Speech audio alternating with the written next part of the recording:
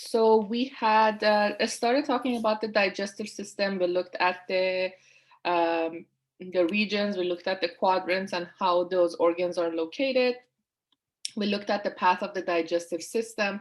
And then we also talked about the 4 layers that basically line your digestive system or your alimentary canal, which is what basically what we finished with last time. The 4 layers were mucosa, submucosa, muscularis, and then serosa or adventitia. Now we're basically going to go over each of the organs as we go through the digestive path and look at their anatomy in a little bit more detail. And again, please type your questions if you have any. Other than, I guess, I can talk. Okay. Anyways, let's go ahead and get started. Okay, so we're starting with the mouth, which is also known as the oral cavity. So if you look at the mucosa lining, which is basically the inner lining of the mouth, it is different compared to the rest of the digestive system. This is the part that basically you are opening your digestive system to an external environment. And therefore you need a layer of protection that covers the internal cavity. So if you look at the mucosal lining, the actual layer is made up of a stratified squamous epithelium, which is, if you guys recall, it's many layers of flattened cells basically stacked on top of each other. So if you have ever done cheek cells examination in basically Bio 5, when you guys just take a toothpick and rub it against your cheeks, what you're actually looking at under the microscopes is these stratified squamous epithelium. You're taking the inner lining of your mouth and taking a look at that. In terms of the, sorry, I need to move my boxes. Give me 1 second. Can't see what I said. So in terms of your lips and cheeks, we talked about some of these muscles. They should sound familiar to you, but they basically form from 2 main muscles, which is the orbicularis oris, which is the round muscle around your mouth, and then the buccinator muscles, which are on the side of your face. Nothing major that you need to know in terms of new knowledge. Now, this is again what we know about the oral cavity. We already took a look at them briefly previously, but just kind of going from the lateral view versus the anterior view. So a couple of things that I want to point out in this picture is first, the roof of your mouth, which is this area right here. So the roof of the mouth has a part that has covered by the palatine bone and the palatine process, which is basically what I'm running my cursor on. And because there is bony structure on the top, that is referred to as the hard palate. Now, as we move farther back to the posterior aspect of the throat, you notice that there is no bone. And because of that lack of bony tissue, it's referred to as the soft palate. Now, soft palate at the end ends with this little thing hanging at the back of your throat. Again, kind of like think about Tarzan, that like he screams and that little thing moving in the back of the throat. Oh, sorry. That is referred to as the uvula. And the goal of uvula is as you eat basically, and as the food comes through your oral cavity, this little uvula is gonna move this way and it's gonna cover the path or block, maybe I should say. It blocks the path toward the nasal cavity and nasopharynx. So basically, you don't want the food to move up and be associated with your nasal cavity, which can cause infection. Although sometimes it happens that, like, you know, you choke sometimes on a thing or there's fluid and you can actually get fluid coming out of your nose. I know this kind of sounds disgusting, but you can get fluid past this uvula and it can come out of the nose if there is any fluid. And some people think it's a very cool trick because they perform it. I don't find it fascinating, but that's me. I'm boring. Another thing that I want to note for you guys is your tongue. So your tongue is this largest structure. It actually has both a skeletal muscle and a smooth muscle, which basically means part of these muscles are under your control, which is kind of logical because as you speak, you move your tongue.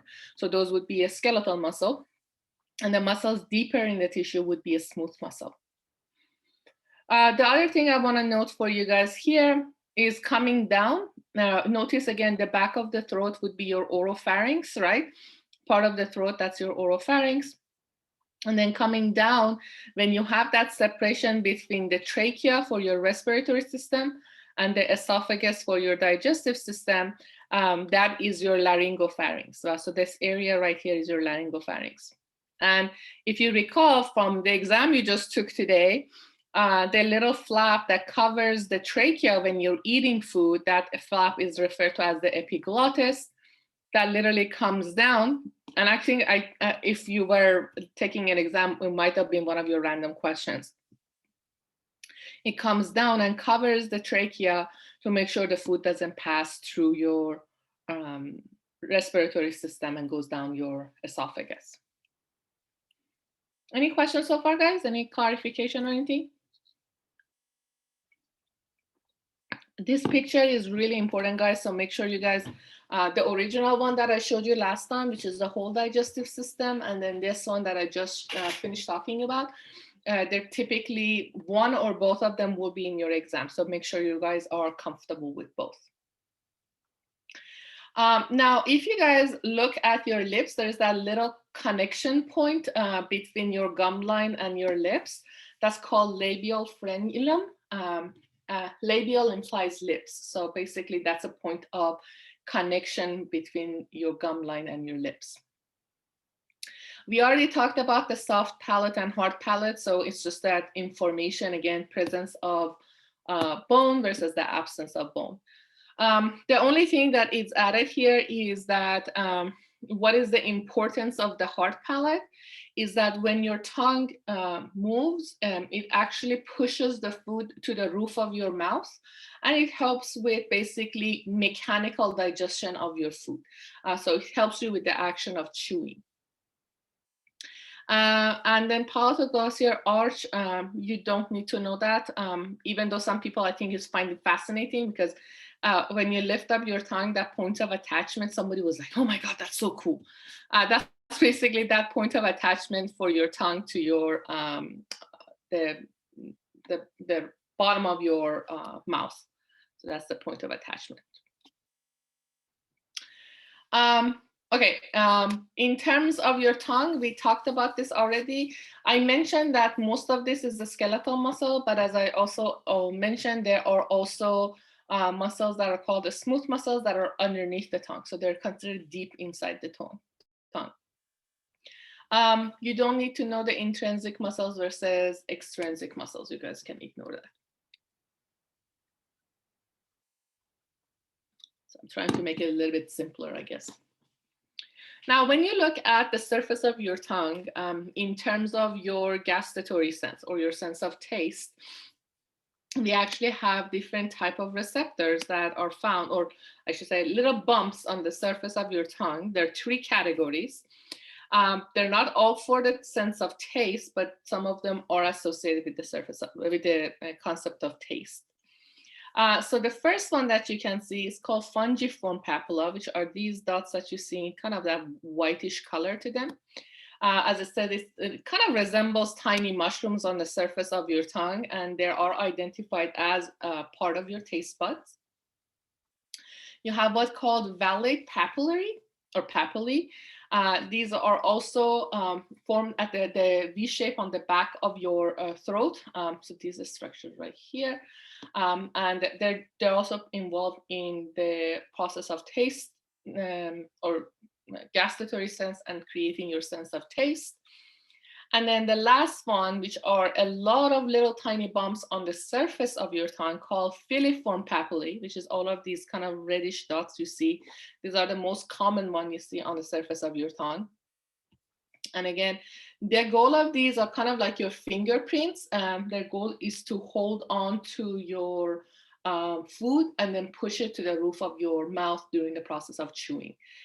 So it helps with the gripping of your food as you chew and get it ready to swallow your food.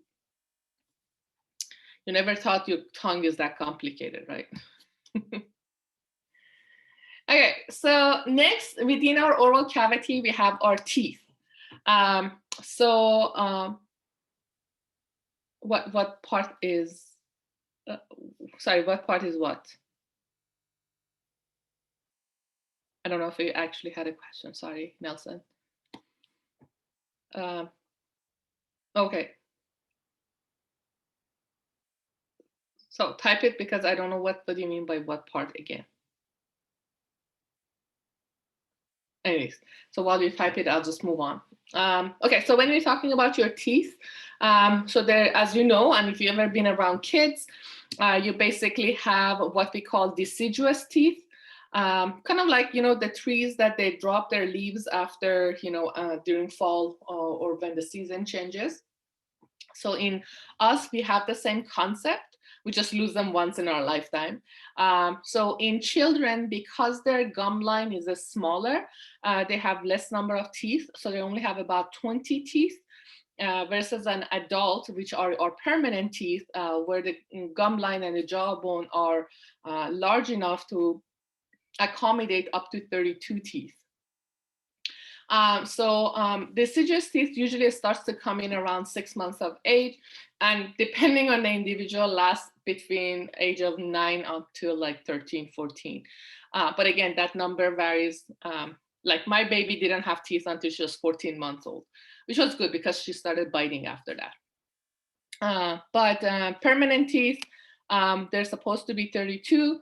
Now, what is the breakdown for these teeth? I love this picture because it has it color coded for you. So you have total of 8 teeth that are basically the 4 in front and 4 on the top, 4 on the bottom in front, depicted in blue in this picture. They call your incisors teeth. And they're basically the one that you grab the food and you tear your food apart. They have that sharp edge to them that helps the process. Now, moving forward, moving away, moving laterally, you have what we call canine teeth or cuspid teeth. You have 1 in each side, top and bottom, so total of 4. And they are also going to help with tearing your food or shredding your food.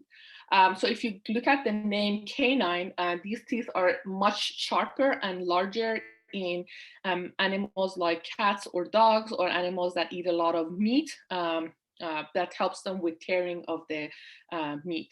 Ours is not that sharp, but always I add this because sometimes you see these weird fashion or cultural changes. I think it was in Japan a few years ago, where they actually shaped their teeth to be more like fangs than teeth, which was interesting. So they had like very pronounced canine teeth. Okay, so moving farther back, you have the purpur teeth. These are called bicuspid or premolar teeth. Now, as we move backward, basically all of these teeth you see in either purple, green, or yellow. Their job is to grind your food. The 8 that you have for your premolar or your bicuspid, again, their job is crushing and grinding. Then you have your molar teeth. You have 8 on the top. Well, actually, I guess I should say you have 6 on the top, 6 on the bottom. But notice that the last ones that are depicted in yellow, they're also molars, but we have a specific name for them called wisdom teeth. And I think many of you guys are familiar with that.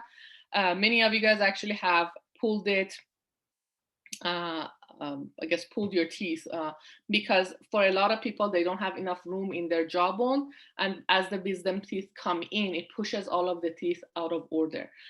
So that's something else that you guys do need to note.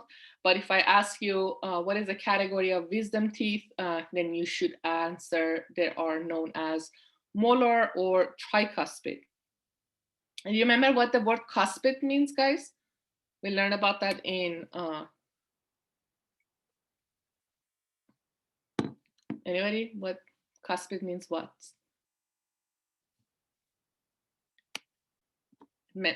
It sounds familiar, right? From your heart, you know, tricuspid, bicuspid.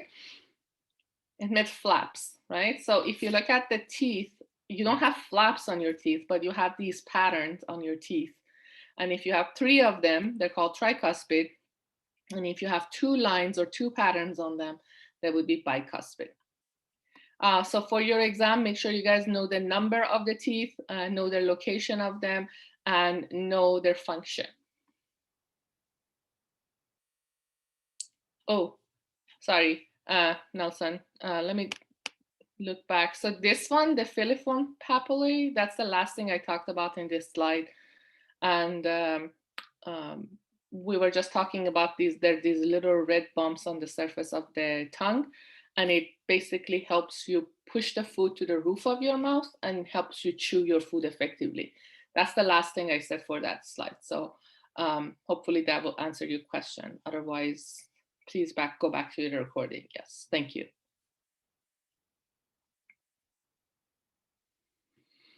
Okay, so here's a couple of pictures for you. Here is a child's skull. You can kind of see the deciduous teeth are here, but how the permanent teeth are coming in and they push the other ones out. This is another picture. This is an X-ray. Again, here are your permanent teeth on the bottom, and then the deciduous, these are the deciduous teeth, and then the permanent teeth are starting to push down on the deciduous one and basically knocking them out. Now, when we look at a tooth, we can look at a tooth as a whole and say, okay, so what is this tooth made up of? By just looking at the external structures. And then we also can do a lateral cut of the tooth and look to see what the tooth actually inside of the tooth looks like. So if you're looking at the teeth from the outer or external view, you have the part that is basically sticking out of your gum line. That is known as the crown. So that's literally the visible portion of your teeth. So, if you ever had any major procedure like a root canal done, you must have a crown on the tooth, which simply means they're putting a fake crown on top of your old or natural crown to protect your tooth. The second part is the part that actually goes into the gum line. That's your neck. So that's this little region right here. And then you have the root of the tooth that goes into the actual jawbone and form, if you guys remember, the alveolar margins on both the maxilla and the mandible. Depending on your tooth, you have an average of 1 to 3 roots per tooth. However, there are exceptions, like my grandma had a molar on her back where it actually had 4 roots, and the doctor didn't, I guess they didn't know, or they didn't do the x-ray, and a piece of the tooth actually left in her gum line. So hopefully you never have to deal with those type of dentists. Hopefully you have a more accomplished dentist than the one helped my grandma. But anyway, so that's a typical number of teeth. Now, when we look at your internal structure of the teeth, you have what we call the dentin and enamel. So the enamel, everybody's familiar with it, I think, because you hear it in the news. You hear where they advertise for the toothpaste, right? It helps to build your enamel, helps you protect your enamel. So enamel is literally the white portion of the teeth that you can see. That's the protective layer of your tooth. It is extremely tough, and it basically protects the other tissue that lies underneath it, like dentin and pulp cavity, from the wear and tear of daily activities, including chewing, drinking, etc. So under normal condition, enamel is pretty strong. However, I do want to note that acidic solutions like coffee, like soda, carbonated drinks, lemonade, a significant amount of candy without brushing, or sweets for that matter, that can cause permanent damage to enamel. And enamel partially can repair itself, but again, if the damage is severe enough, what happens, it's going to affect the tissues that lies underneath it, which is what you see in blue in this picture called dentin. So dentin, when you look at this, again, the bluest structure in this image is very similar to bone, which means it's going to have a significant amount of calcium and phosphate. Remember, what makes your bone hard was calcium and phosphate. So same concept applies to your teeth. So dentin is also made up of similar structure, and it also basically what gives your tooth its shape. So if a tooth is sharp versus kind of flattened, premolar, molar, that structure, that shape of the tooth actually comes from the dentin. Now, at the center of your tooth, you have what we call a pulp cavity, and some people just simply call it the pulp. So that's the center area you see. And by the color coding that goes through it, you notice that it contains blood vessels and nerves and connective tissue. So when you look at your teeth, protection is the enamel. Hard material that makes the shape of the tooth is dentin, and right at the center is your pulp cavity. Now, I want to quickly talk about a couple of things for you guys, because if we were in class, I usually get this question, so I'm just going to talk about it for a minute. When we look at your the concept of cavity, if you have a minor cavity, the damage is very superficial, which means only the enamel is damaged. If you don't treat a cavity, and by the way, typically if you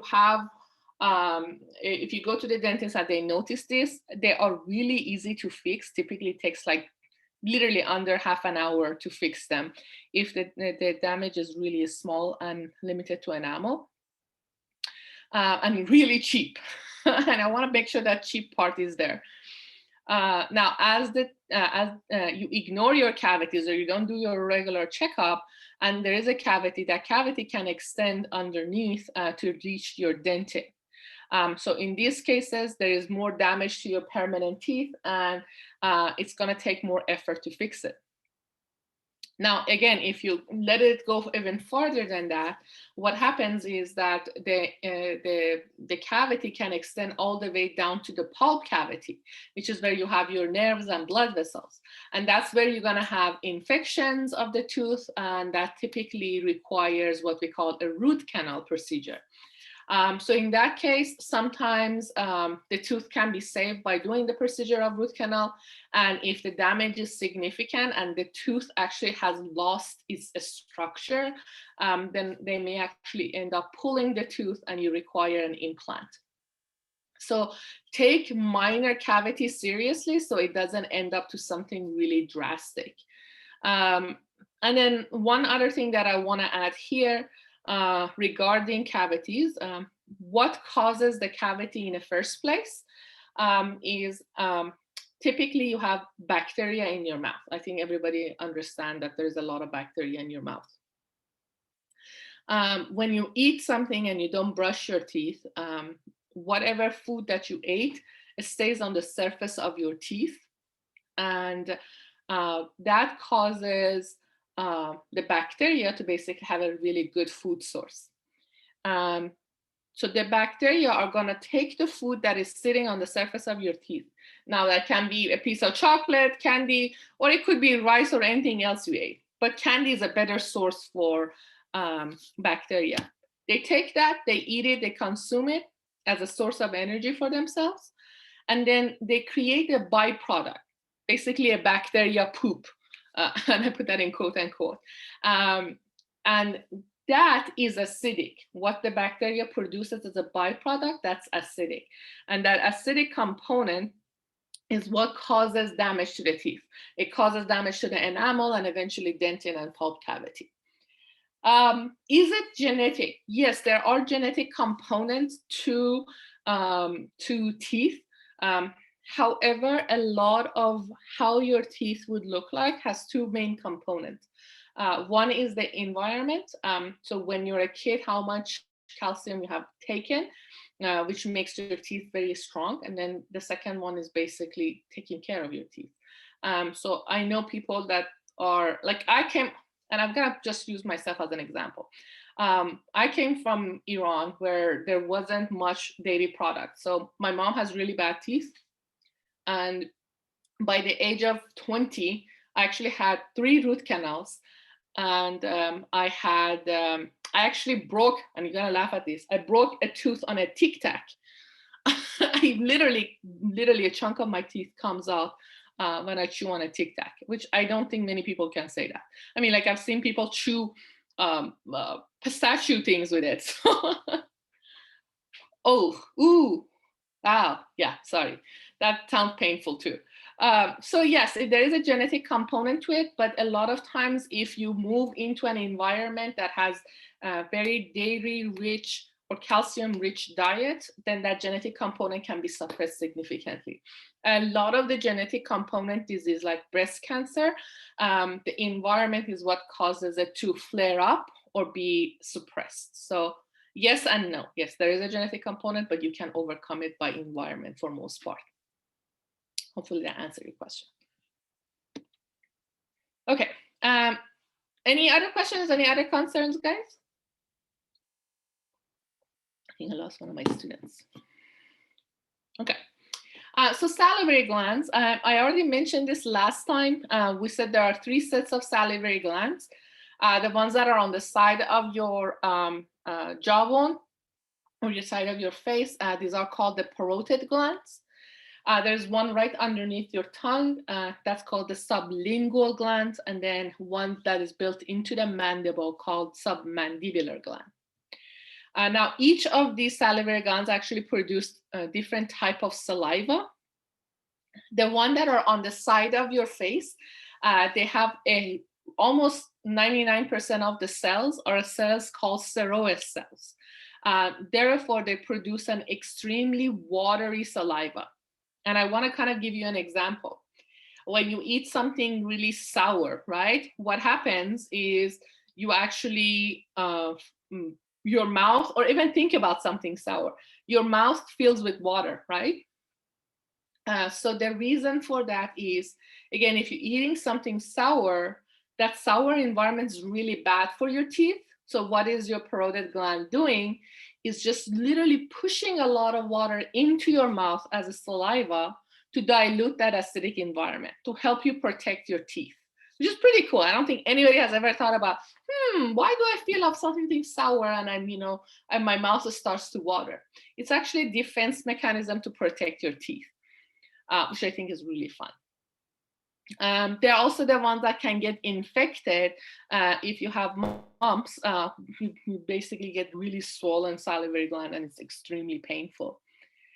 Now, if we go to submandibular, so the ones that are in the mandible, they have a mix of cells. They have serous cells and mucus cells. So their saliva is somewhat thick, but it's not super thick. The one that's underneath your tongue, which is the sublingual one, basically has almost no serous cells. It's all mucus cells. So when you think about mucus, you don't really think about watery, you think about something slimy, right? So that type of saliva is basically going to be super thick. So for your exam, please do note the 3 types of salivary glands, the parotid, sublingual, and submandibular, and then what type of saliva each of them produce. Now, the next thing I want to mention here is what is saliva actually is. So a typical saliva is mostly water, which is kind of logical, and that's parotid and submandibular saliva. It does have mucus, and it does contain enzymes. Now, enzymes mostly gonna be digestive enzymes. And I just wanna make sure if I have something here. So I don't have it, so I'm just gonna mention it here for you guys. So you have one, sorry, give me 1 second, let me connect my thing so I can write it down for you.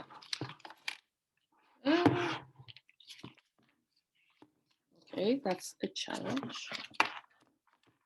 Technical difficulties, guys.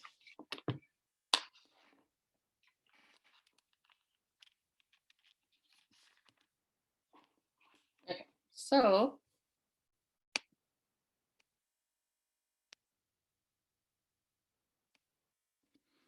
so we have a saliva inside our mouth, and that saliva, a specific name is amylase. And that's the only saliva we have in our mouth.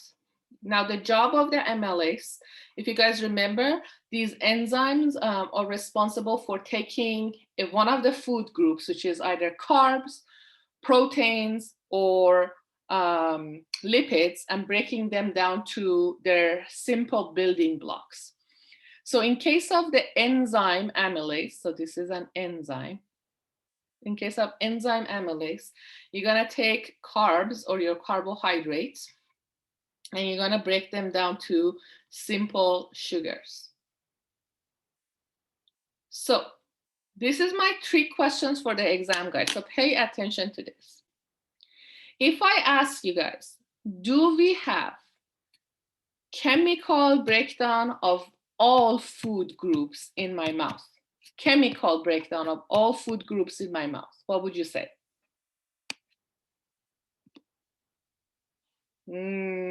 Chemical breakdown. Chemical breakdown means you need what, guys? I got 2 yes and 2 no. So when you hear the word chemical digestion or chemical breakdown, what do you need to be able to carry out chemical digestion? You need enzymes, right? Correct. So you need enzymes to break down or complete chemical digestion of your food. And what did I just tell you is that the only enzyme I can find in my mouth, which is coming from the saliva, is amylase, that's going to break down carbs to simple sugar. So if I ask you, I'm going to repeat the question now. If I ask you, chemical digestion of all food groups take place in my mouth, is that statement true or false? Correct. It will not be breaking down lipids and protein, making this a statement false. Now, if I put the question like this, guys, and I said, mechanical digestion of all food groups take place in the mouth, then that is true, correct? Because mechanical means what? Chewing your food, right? So do you really care if you're eating a piece of meat versus a piece of cheese or a piece of bread? No, right? You're gonna chew everything. Exactly. You're gonna chew everything regardless. So when you guys answer these questions, please be careful. Am I using the word chemical digestion or mechanical digestion? Okay. So far in your mouth, they're only going to be chemical digestion of carbohydrates using an enzyme called amylase. Hopefully that makes sense. Okay, actually I'll come back to it when I get a chance, okay? During our break. I just want to make sure I don't ignore the question. Okay, now we already talked about your pharynx. So we said from the respiratory system, we learned that pharynx is 3 parts: nasopharynx, oropharynx, and laryngopharynx. And the only 2 parts that are going to be involved in our digestive system would be the oropharynx and the laryngopharynx. So we'd never basically, as I mentioned earlier, we never send food through the nasopharynx. And what stops that was that little thing that hangs on the back of our throat, which is the uvula. Now, moving on, you pass the pharynx. Now you're gonna go down the tube called the esophagus. So what do you need to know from the esophagus is that, first of all, as it continues going down, it passes the diaphragm muscle, which is basically your respiratory muscle, and it becomes or joins your stomach. In terms of microscopic anatomy, because again, food can scrape and go down and cause damage to the esophagus, the surface of the esophagus is also covered with a stratified squamous epithelium, which means multiple layers of flattened cells for the purpose of protection. You also have mucus glands that are basically helping the food transition through the esophagus as it goes down. And then the other cool fact about the esophagus, which is in this slide, is it actually has both a skeletal muscle and a smooth muscle. Okay, if I say this is my esophagus going down my throat, or going down in my neck toward my stomach. And I break this to 3 parts. First part, which is really close to the basically your neck area, that's gonna be pure skeletal muscle. Okay. Somewhere in the middle, as you go down farther into the chest, it's gonna be a combination of the skeletal muscle and a smooth muscle. And then when you get to the third part, which is kind of right above the diaphragm before it gets to the stomach, it would be all a smooth muscle. Now, why am I talking about this? Because at some point, we all have food getting stuck in our throat, right? Or esophagus. You know, sometimes you can do this and then push the food down, right? So sometimes you can actively kind of force the food to go down your esophagus. But you know, sometimes it doesn't matter how you know the food is there and you try to push it down, or medicine for that matter. Yes, that's true. You try to push the food down, but nothing happens. And you usually need to take a drink of water or something with it to push the food down. So that basically tells you what part of the esophagus the food is stuck at. So if it's on the first part, kind of halfway through the second part, you have the control over them because those are a skeletal muscle. As you go farther down, then the transition happens to the smooth muscle and you lose that control, which means, again, you need the help of some sort of fluid that allows the food to move down the esophagus. So I think it's always cool because I think everybody has noticed it, but now you know the reason behind it. Now, the other thing I want to mention is if you look at your esophagus, so in this picture, here's my esophagus and here's my stomach.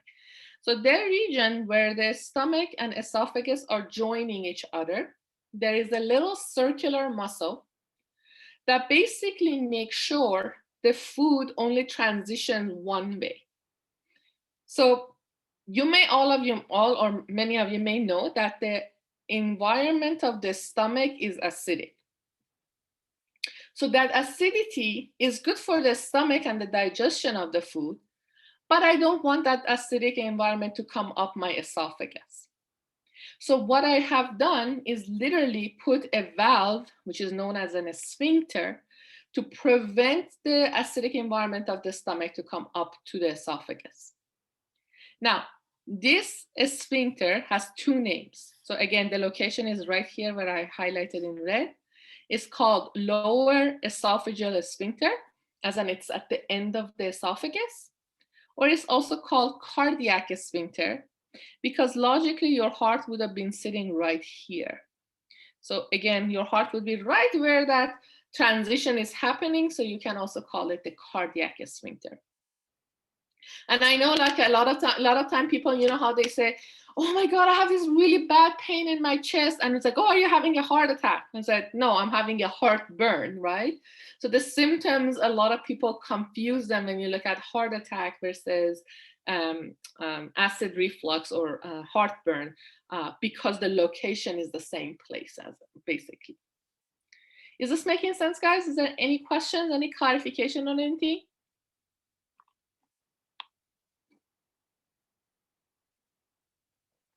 Okay. So let's go ahead and talk about your stomach. So your stomach is basically, I think I have a slide on the acid reflux. If not, I'll just talk about it for you guys. Yeah, I don't have a slide, but I'll mention it as we go through the slides. So a stomach actually is kind of an important organ, but we still can survive without it. So a few functions that are listed here for you guys, and I think I have another one that has the functions. Has the cells. Okay. So one of the major function is it is a site for where the food is churned into chyme. So churning is basically was the if you guys recall, is mechanical digestion of your food. So this is mechanical. Sorry, my pen is doing his own thing again. It's mechanical digestion of the food. Yeah, gastroesophageal reflex is a really, really bad condition. Sorry, I have it too, and with pregnancy is really bad now. So when the food leaves the stomach and it has been mixed with all the acids and all of the enzymes, and it kind of like gone through the washing machine and it's like all over the place, it doesn't resemble the food you ate. It actually resembles kind of like a fluid that's all mixed up together. And I know it sounds disgusting. If you ever watch those like crime shows where they show the, you know, the stomach content, yeah, it does look like a sludge. So you can't really tell it's food anymore. So the new thing that is created when it leaves the stomach, we refer to this as chyme. The other thing that you can do in your stomach is a secretion of an enzyme called pepsin. So pepsin is an enzyme that is going to be, it's an enzyme, it's an enzyme that's gonna help you break down proteins to amino acids. So right now, again, kind of going back to that whole chemical digestion, I said, which category of food chemically gets digested in your stomach? Then your answer should be proteins, right? Because proteins are going to be the one where they actually have their corresponding enzyme. The other thing that, as I mentioned multiple times, is that a stomach is extremely acidic. And the most important function of having that acidic environment is first to kill any bacteria that enters. So basically, it's a way to clean your food before it further goes down your digestive tract. Food for mechanical and then protein for chemical, correct, in case of your stomach, correct. And the other function, it also helps with what digestion. So again, kind of think about when you think about something acidic, it's gonna dissolve things, right? So it's gonna help with the digestion process. But the main goal of having that acidic condition is to basically make sure that no organism can survive it. And when I talk about acidic, it's super acidic. It's about 1.5 in the pH scale.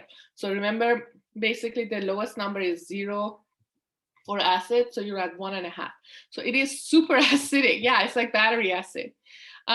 So one quick note, and this is something I do want you guys to know for your exam.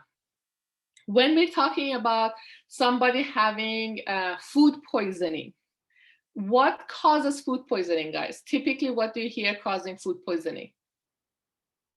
There's two main things.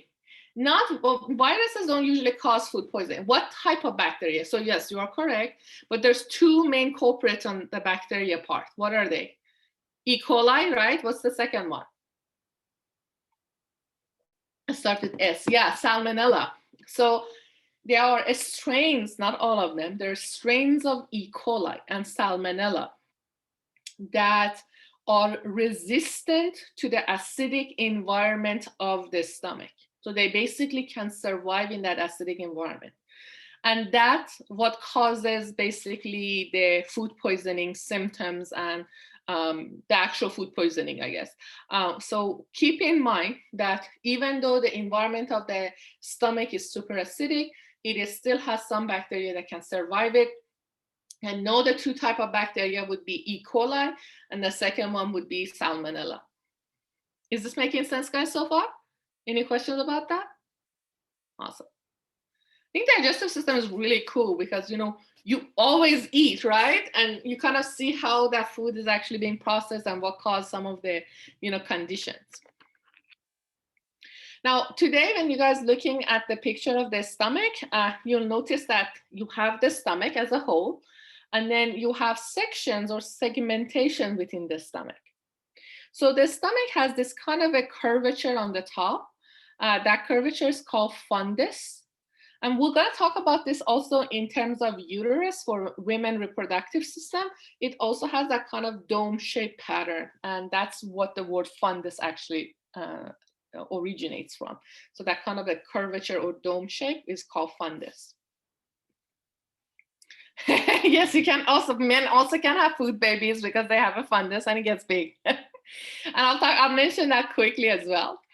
The midsection of the stomach is called body. And then you have this kind of narrowing or funnel ending called pyloric. You don't need to know the antrum, so it's just called pyloric.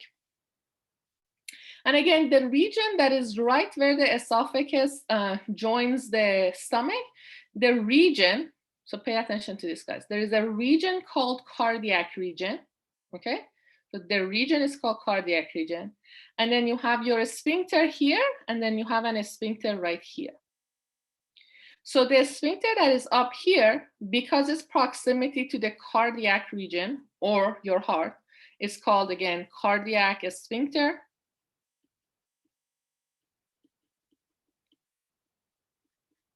It's also called, as I mentioned, lower esophageal sphincter.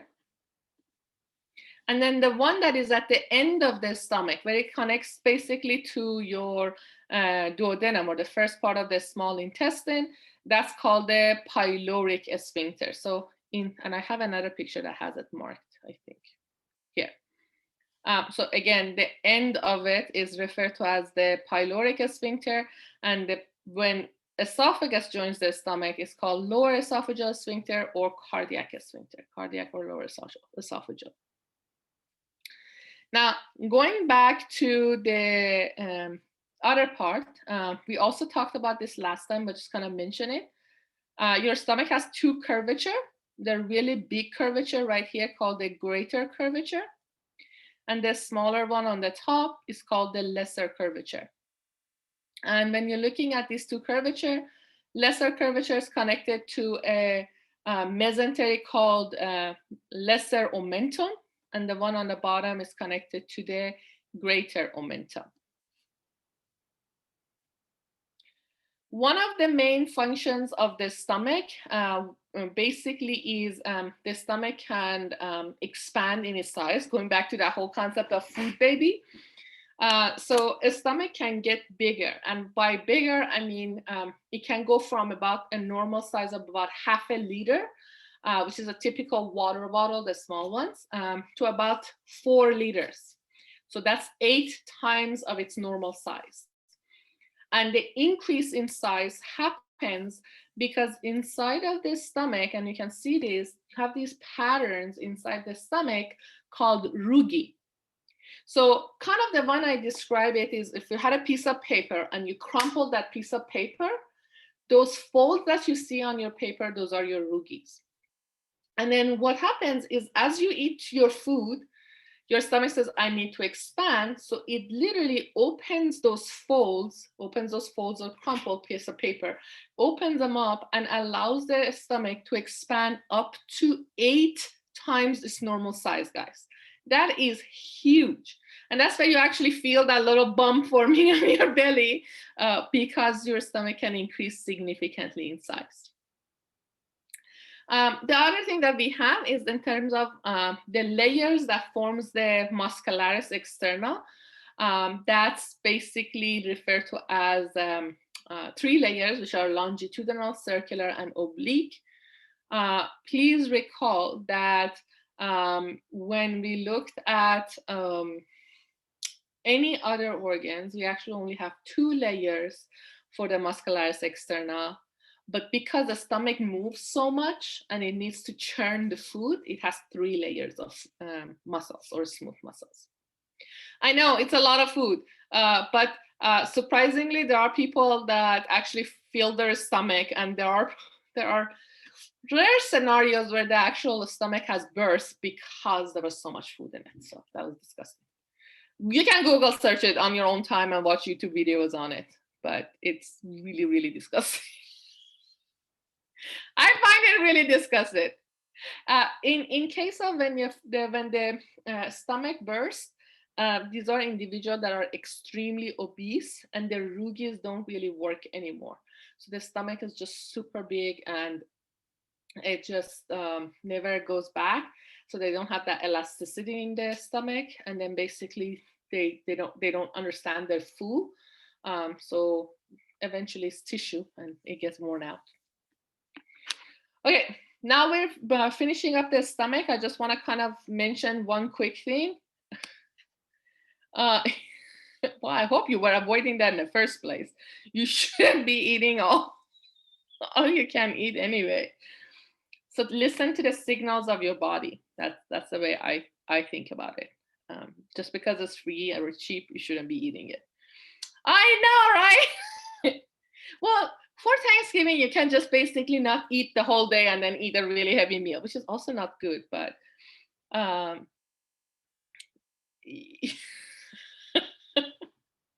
I don't know if they don't have any signals. Maybe they just ignore it because a lot of them, and I don't want to gross anybody out, they throw up after they eat, right? So they just shove the food and then they throw it up right after the competition.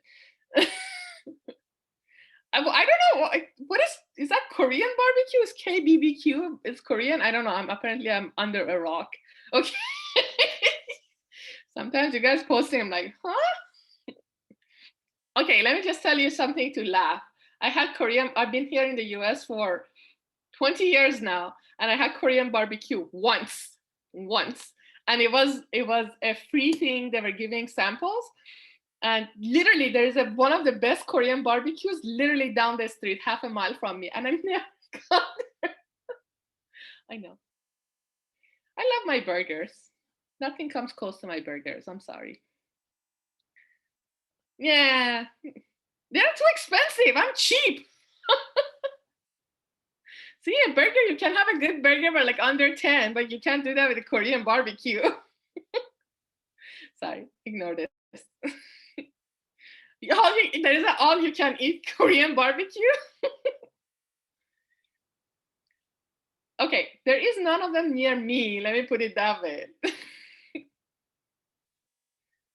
I gotta try that one. Okay, never mind. Moving on Korean barbecue, guys.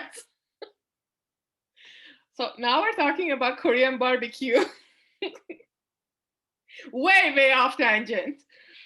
Sorry for those who are like, what the heck are these people are talking about? I don't live in LA, guys. I live in Fullerton. I'm not driving 30 miles to get barbecue. I just told you there's a barbecue down my street and I don't get it. Okay, so we were talking about acid reflux, one of the questions that came up. So basically what you have acid reflux, you have this sphincter right here, which is normally going to be closed unless food is coming down your esophagus into your stomach.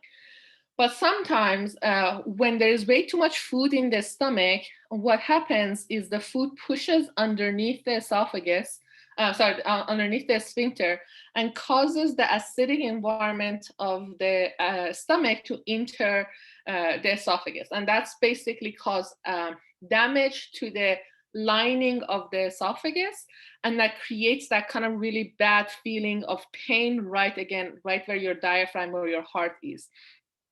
So one of the things I want to mention, because a lot of people don't take it seriously. So first of all, if you have acid reflux if you have acid reflux on a daily basis, you really need to go to a doctor and find the reason for why you have continuous acid reflux. Yet it be your food that needs to be changed, yet there's actual medical conditions, need to take medications.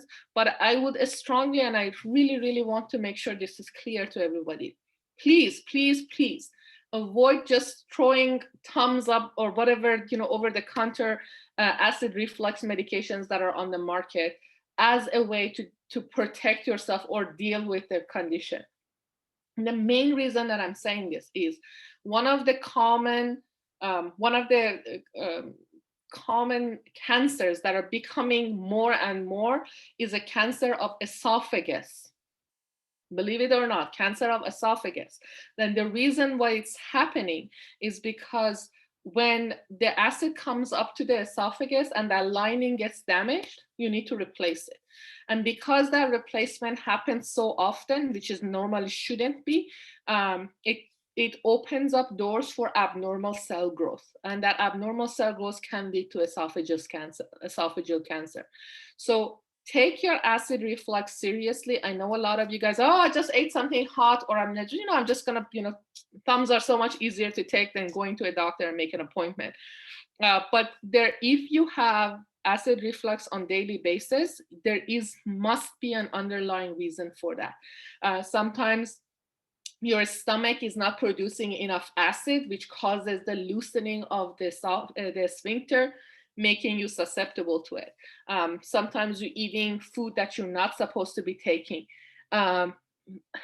Is it bad that I consider it cool? Yes, it is really bad. It is really cool, but it's really bad. But it's a knowledge for you and your family. So I'm using that as a way for you guys to educate yourself. But yeah, I find it really cool, but extremely painful. If you're a pregnant woman, that's really common, especially if you have a girl, because girls have higher level of estrogen, causes high level of estrogen in the mom's body, and that loosen up sphincters. So find out the reason, and this is the last thing I want to say, find out the reason why you're having continuous heartburn. If you need to take medication, take it, because years down the road, you may actually develop or be more susceptible to esophageal cancer, which is something that really there's no much cure for it, right? Because I mean, it's esophagus going to your stomach. I mean, what are they going to do? Cut your esophagus out? That is something that you can prevent now from something to become something much worse later on. Hopefully that answers your question about the acid reflux. I think Julia asked that question earlier. Okay, so, okay, cool. Another thing, what time is it? We're just gonna go till 11 and then I'll stop. So there are cells that form the lining of your stomach, and they're different types, as you can see. One of the most common type of cells that you have are mucus snake cells or goblet cells. So as the name kind of makes sense, they form mucus, and the goal of this mucus is to line up your stomach and protect your stomach from the acidic environment, right? It's literally, you have an acid of 1.5 pH, as well as the pepsin, which digests protein. So think about this mucus lining as a protection for your stomach. None of your other organs have that protection. So basically, if you have acid reflux, esophagus doesn't have that protection, putting you at risk. The other thing I mentioned is when you think about people who are bulimic, people who throw up a lot or force themselves to throw up a lot, if you look inside their mouth, what do you think you notice, guys? It's kind of offside. Sores, other than sores, this is a really common one. Think about your teeth, guys. What is the worst environment for your teeth? They have rotting teeth because they hate acidic environment, right? And when you basically have acid coming up your esophagus, hitting the back of your teeth, you're gonna have rotten teeth as a result because of that acidic environment. So it's really easy for doctors to diagnose people who basically force themselves to throw up. Parietal cells is another category of cells that you have. They are not very common, but they are the ones that are going to produce the hydrochloric acid, or basically create your acidic environment. And they also create something called intrinsic factor. Intrinsic factor doesn't work inside the stomach. It actually goes out of the stomach into the small intestine and helps with the absorption of vitamin B12. With vitamin B12 is extremely important in functionality of your body and working of many of the enzymes. So it's one thing that your body really desperately need the right amount of. Chief cells, they're the one you see on a picture in purple color. They are very frequent, and their job is to take the inactive, and they produce the inactive version of the enzyme called pepsinogen. Now, when pepsinogen gets released into the stomach, which is acidic, then it becomes active form of pepsin, which we mentioned earlier. Here, pepsin was the enzyme that helps you break down proteins to amino acids. But you need to have an acidic environment for that. Lastly is the cells called enteroendocrine cells. They are also very infrequent and relatively small. And their job is to produce something called gastrin. Have you ever thought about your stomach being this complicated? And basically what this gastrin is gonna do, it's gonna go up to the parietal cells and tell parietal cells to release HCl. So let me put it in perspective for you. Enteroendocrine cells produce gastrin. Gastrin goes to the parietal cells and tell parietal cells to produce HCl. HCl is gonna go where? Target pepsinogen and break it down to what? To pepsin that can break down protein to amino acids. Just pretty cool. I think it's pretty cool and complicated at the same time. Can I answer any questions for you guys? Anything that just doesn't click right now? You good? Moving on.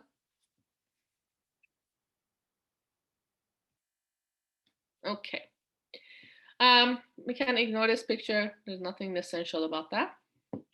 So small intestine, we already know that a small intestine has 3 parts. We talked about it in detail during our first lecture or previous lecture. It is made up of duodenum, which is pretty short, jejunum, and the last part is called ileum. It is, in terms of the length of the small intestine, it is the longest part of the digestive system. And if I say, what does it do? It is the site for enzymatic digestion. And I'm gonna make a quick note. Enzymatic digestion is gonna be for all 3 food groups, which means protein, lipids, and carbs. All food groups are gonna get chemically digested inside the small intestine. And then if you guys remember, absorption is basically taking food from digestive system to blood. So it has a mind of its own. So absorption is basically bringing things into your blood so it can circulate and effectively be utilized. So a small intestine, if I say, why do I want to have such a long length for the small intestine, is because I'm doing basically the 2 most important function of the digestive system, which is basically chopping down all of my food groups to the smallest piece and then bringing them from my digestive system into my blood so I can utilize them. Now, in terms of the small intestine, you have duodenum, which is the first part. One of the most important characteristics of duodenum, it has little tiny glands called Brunner's gland. By the way, Brunner's is just simply the name of the person that discovers them. So they put their name on it. So the job of this Brunner's gland is, as the chyme coming from the stomach, it's super acidic. Again, your small intestine is not equipped to handle that acidic environment. So what is Brunner's gland going to do is going to alkaline or buffer the chyme as it enters the small intestine. So it's changing it from acidic to basic. Changing it from something that can cause harm to something that's basically harmless for the small intestine. Again, jejunum is still going to carry the chemical digestion and absorption, and then ileum does the same exact thing. The only difference is that it has these little patches throughout its structure called Peyer's patches. Again, the name of the person that discovers it. And the job is to provide some immunity for the digestive system. Not going to get into that. Hopefully you review that when we take physiology later on. Here is when we look at the size of the 3 structures. Again, duodenum is pretty short. Usually they say if you put 10 fingers like this right next to each other, That's the size of the duodenum. So that's relatively short. Jejunum and ileum are the two longer part of the small intestine. Now, again, a small intestine is already super long, but we still need to have a relatively high surface area for absorption. Again, absorption and surface area. The larger the area you have, the more effectively you can bring things into your bloodstream. So how much surface area are we talking about? Talking about 200 square meters of surface area, which is, again, significantly larger. By the way, this is meters, not feet. So it would be about 800 a square foot, which is still pretty large. Now, the question is, other than the length of the small intestine, which is, again, super long, how else can I increase the surface area for effective absorption? So the first thing that you have is literally these folds inside the small intestine, these ridges that kind of go up and down inside the intestine, and these are called circular folds. And what it allows these circular folds to do is it basically kind of traps the food in one location, and it slows down the food from moving out in the small intestine. So the longer you stay in one place, the better chance you have in absorbing as much nutrients from that food. So by slowing it down, you increase the rate of absorption. The second thing you have, these are microscopic structures, is these little tiny finger-like extensions that are coming off of the surface of the intestine. These are super, super small, guys. We're not thinking about really large structure. They're about 1 millimeter tall. And again, the goal of this is instead of, and I just want to kind of quickly draw this. So let's say this is my small intestine, right? This is my small intestine. And the only surface area in this picture right now is the red lines that I have. Now imagine this flat line, now it's gonna go up and down and up and down, right? So instead of the same area being this, now I have what? Going up and down. So that is my whole surface area. The best way I describe it to my students to put it in perspective is if you have a flat parking structure versus when you have multiple levels of parking structure, right? You can fit more cars into a structure that has multi-levels. So same concept. Flat, one level versus multiple levels. More surface area. The second thing you have is called microvilli. So if you look at this lining of these little villi, you see these little boxes? If I zoom into them, you see one single cell. So like one of these is one single cell. And each of these cells have these little tiny finger-like on their surface too. So these are really, really small, and they're called microvilli. Again, the goal is to increase the surface area. The more surface area you have, the more effectively you can absorb your food. Kind of showing your three pictures all at once. Here is the circular folds that I'm talking about, the pattern you see in here. See these little bumps that you see.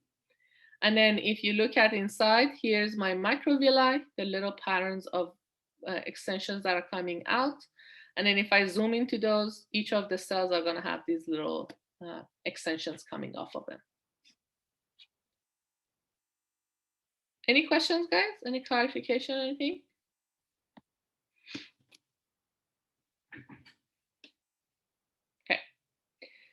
So I'm going to finish with this slide. When you guys come back from your break, we finish digestive system and start the urinary system, and hopefully we can finish everything. But we'll see. I think we should be fine. So a small intestine has, again, it's important in terms of chemical digestion of the food. So these are the name of the enzymes. Some of the enzymes that are involved in digestion of carbs, proteins, and lipids. So reds are going to be your carbs. So these are your carbs. This is going to be your protein. And then this is going to be your lipid. So the name of the enzymes are maltase, lactase, and sucrase. The maltase takes maltose and break it to 2-glucose. Lactase, which is basically an enzyme for dairy product, takes lactose and break it to galactose and glucose. And then sucrase breaks down sucrose into glucose and fructose. Another common thing protein enzyme we have is called peptidase. That again breaks down, you can just say proteins here. It breaks down proteins into amino acids. And then lipase breaks down your typical fat, which is triglyceride, into fatty acid and monoglyceride. And sometimes I just refer to this as glycerol to simplify it. So you do need to know all of these enzymes. One last thing that I'm gonna add before we finish this, and this is really, really important, guys. A small intestine, make a note for yourself, doesn't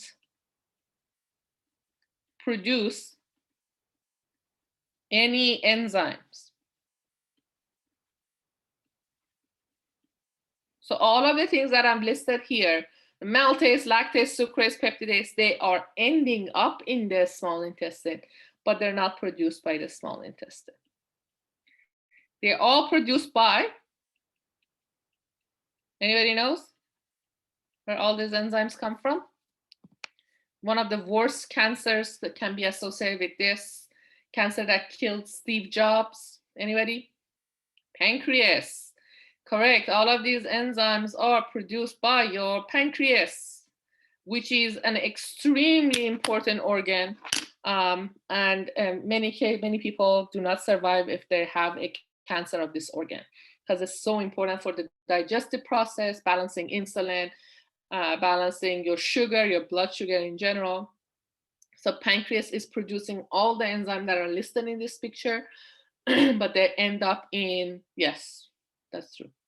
And they end up all in your small intestine for the digestion. There was another person that actually also died from pancreatic cancer recently, other than Alex. Somebody else also was famous. There was 3 people that I know that died from pancreatic cancer. It's unfortunately, I mean, you can treat it, but it's not gonna, people don't usually last long for it. Anyhow, I'm gonna stop here. So we are going to pick this up next class, which is 2 weeks. And then, did Patrick Swayze die from pancreatic cancer? Okay, didn't know that. Anyways, so we're on break until 11:15, and then we'll come back for the digestive anatomy lab where you guys work on your typical groups. And that's about it for today. Okay? So 11:15, please be back.